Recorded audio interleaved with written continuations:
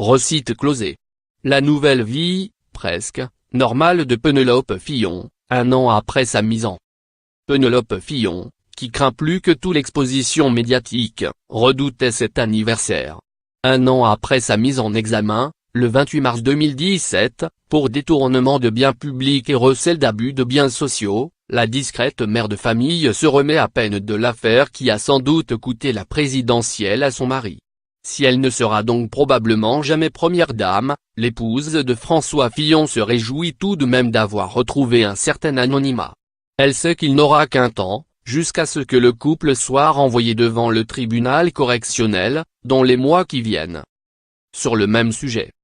Un an après le Penelope Gate, que devient Penelope Fillon? En attendant, elle passe la semaine à Paris, où elle veille sur le dernier de ses 5 enfants, Arnaud, qui termine sa première dans un haut lycée privé catholique du La Rochefoucauld, dans le 7e arrondissement. Le week-end, elle retourne à Solesmes, le petit village de la Sarthe où le couple Fillon possède le château de Beausset, pour préparer le mariage, prévu cet été, de son fils Antoine. C'est là que Penelope Fillon, née il y a 63 ans à Abergavenny, au pays de Galles, se sent vraiment elle-même. Au village, on connaît sa simplicité, personne ne s'étonne de la croiser en veste informe à la sortie de la messe, le dimanche matin. Elle a ses habitudes au Biocopé dans une jardinerie de la zone commerciale de Sablé-sur-Sarthe, depuis qu'elle ne fréquente plus le centre Leclerc par peur d'être prise à partie ou questionnée par les clients. Bonne élève, elle assiste chaque mois au conseil municipal de Solesmes, où elle est élue depuis 2014 aux commissions voirie et sécurité, communication bulletin municipal et fleurissement.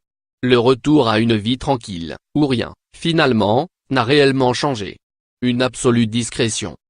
À Solesmes, ceux qui connaissent les Fillon se murent dans le silence. L'épouse du candidat malheureux à la présidentielle a d'ailleurs demandé à ses amis de respecter une absolue discrétion la concernant vis-à-vis des journalistes. Là-bas, personne ne s'étonne quand François Fillon, pourtant retiré de la politique, n'accompagne pas son épouse dans la Sarthe. Depuis qu'il s'est lancé dans les affaires, en tant qu'associé de la société de gestion d'actifs Tico Capital, l'ex-locataire de Matignon est souvent en déplacement, ou retenu à Paris. Dans l'ancien fief du Premier ministre de Nicolas Sarkozy. De toute façon, tous s'emploient désormais à effacer les stigmates du Penelope Gate. Ainsi, la compétition de boules de four organisée depuis 2003 à Sablé-sur-Sarthe, baptisée Challenge François Fillon va changer de nom. Elle s'appellera désormais le Challenge du maire.